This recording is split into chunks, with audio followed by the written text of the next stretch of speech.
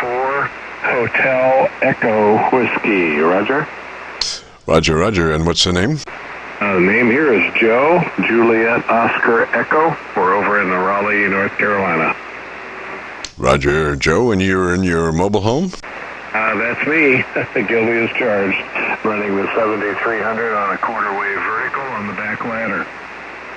Sounds really good. Why don't you, if you got a radio story handy, why don't you give me a radio story and let me listen to you? Well, some of the best reports I've had, and checking them on the net down there in the mornings, because Florida has, Florida to here seems to be the best connection, and that's probably because it's over a lot of ocean. I imagine the RF skips right across that ocean, 500-mile skip. But I get very good reports around the East Coast here on this radio. Roger, Roger, Joe. Now, you might be a little hot into your AOC. Why don't you bring your AOC up and go 1, 200, 100, 200, 300 with mic gain in hand, and bring your AOC level to mid-scale to 2/3. Alrighty, let me do that. Mic gain is at 50, and ALC testing 1, 2, Marietta Little Lamb, hanging right at 50, ALC right at 0.5 or 50%, Roger. Alrighty, let's review your compressor is at a 3, Roger. And compression is at a 3, that is correct, yes. Alrighty, and let me just hear you again for about 5 seconds or so. Okay, and the rig here is a 40-foot motorhome with a vertical, quarter-wave vertical antenna, the Eagle 1, mounted on the rear ladder, which is grounded to the chassis of the motorhome. Roger? Roger. Okay, I'll bring that compressor down to a 1. Bring it to a 1, and let me hear you there. Roger? Okay, compression is at 1, and the same story. We're in the motorhome, 40-foot long, with the quarter-wave vertical mounted on the rear ladder, and that is grounded to the chassis of the coach. Roger? Alrighty, and you're looking at your AOC and your mid-scale to 2/3? That is correct.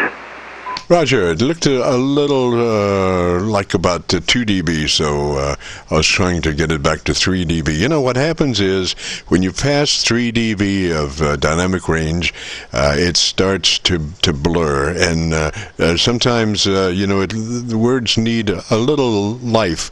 They need a little curve of dynamics to be able to perceive the words, and I thought your words might be just a little smashed. Roger? Roger that. Is that a function of ALC? It can be. It could be. Why don't you take your compressor out and let me hear you without the compressor? All right, compressor is off right now, and that's the same. Everything else is the same. How's that sound?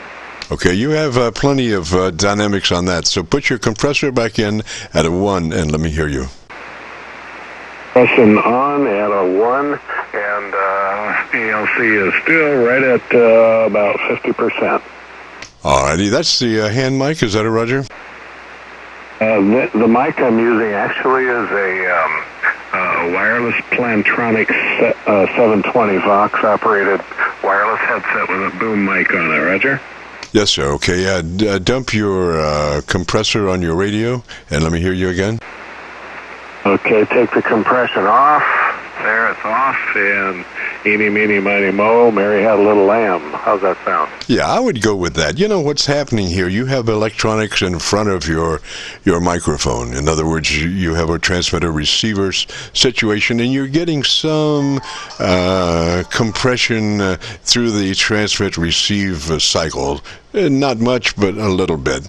And so with your local compressor off, that kind of makes up for the additional squash that you get from your mic link. Roger?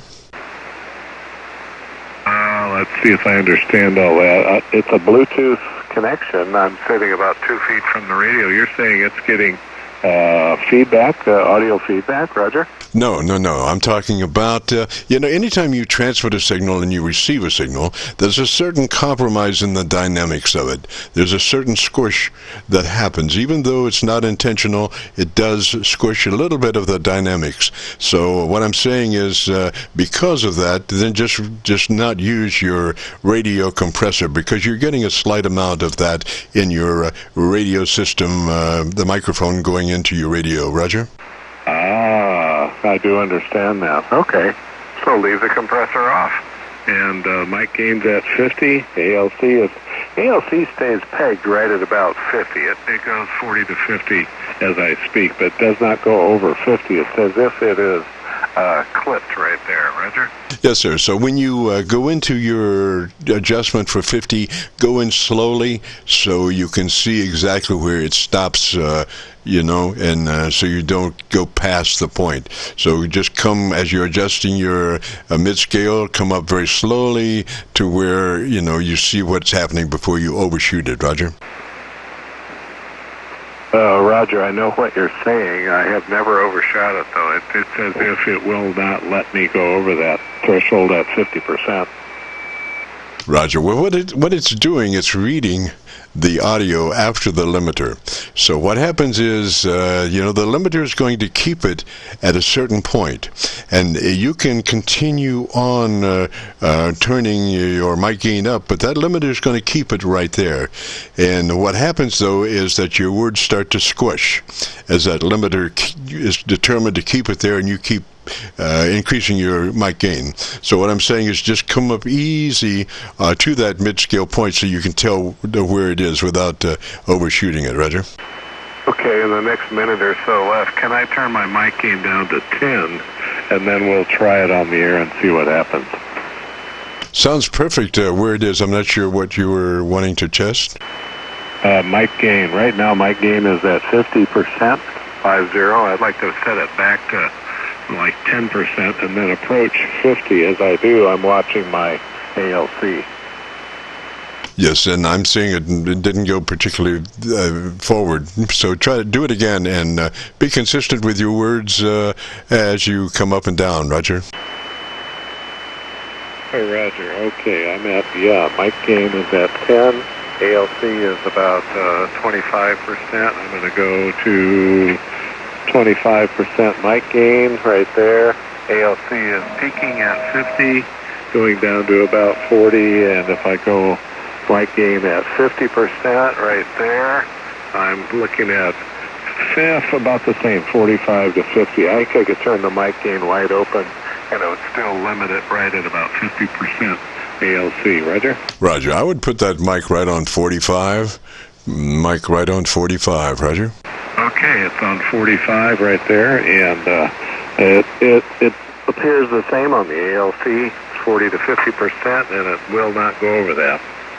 All right, just out of curiosity now, when I want to keep that mic at 45, put that compressor back in and let me hear you.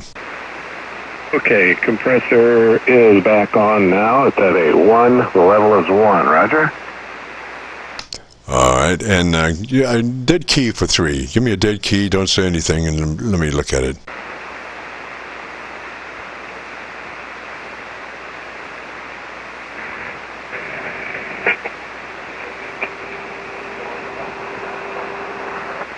Oh, that's great. That did not have much suck up at all. So I would try to. Why don't you tell me something I don't know for 10 seconds, and let me listen to you with the compressor on. All right, the compressor is on, and we're getting ready to take a trip here next spring. We're going to head out to Houston, Texas for an RV trip, and about a 1,200-mile trip each way, so that should be a good exercise for the motorhome and for the driver as well. Roger? Roger. Now take the compressor off and give me another little bit there. All right, compressor is off, and we'll be taking the trip sometime later on in April, and that should be a good exercise for the RV. Roger? Roger, Joe. It sounds so much better without the compressor. So just leave that compressor off. And if you want to check your audio and our kibitzing and adjustments here, if you go to YouTube, do a call letter search, KC9VKV, followed by the word logbook. That will take you to this recording, and we'll have it uploaded by noon tomorrow. Roger? Oh, roger that, Jim. Yeah, I sure appreciate the help. You sound quite a bit more trebly on this episode today. I'm just wondering what you changed. Also, I do have a question. If the station I was listening to is lighter than 3 kc, that is 3.5 or even 4, it's not illegal, but could that cause splashover on adjacent frequencies? Most definitely. Most definitely. That's why I recommend running the radios at 100 to 2900. If you go exceed 2900, you'll have people coming looking for you with pitchforks. Well, fortunately, I cannot do that on this radio. It goes to 2900, and that's all you get. But some fellows adjacent on 95, 7195 are running almost 4 kcs wide. Beautiful audio, but it's just splashing down. They say, no, it cannot be. This is a AM, I don't know, the 7000, whatever, adjustable, expensive radios, and they set them up to sound broadcast quality, except that bandwidth is way too wide, I think. But anyway, I digress. I just wanted your opinion. Yes, sir. Well, 100 to 2900. If you can't do it in 2900, you need to go check some other stuff out, because 2900 is plenty band pass to be able to get a nice EQ curve going for top-end articulation. If you can't do it, then there's a problem. And if you, like I say, if you go to 4KC, you're just going to piss a lot of people off. That's exactly what's happening. I'm in that control station on the RV service net Saturday mornings, and I try to maintain integrity on the bandwidth. At any rate, hey, Jim, thanks for the help, and I'll be listening on the recorded version to see what this rig sounds like. Sure appreciate your help. Have a great weekend. 73 K4HEW. Roger, Joe. 73, sir. And you have a great afternoon, beautiful weekend. And that's going to wrap it up for us. Since 3:30, we've been moving along here and listening to folks and making some setup adjustments. Hopefully, we managed to make an improvement in a few situations. But we got to get out of here now. We've got to return this frequency back to average, normal, everyday amateur use. Got to get out of here. So we'll say 73. And this is a KC9VKV clear.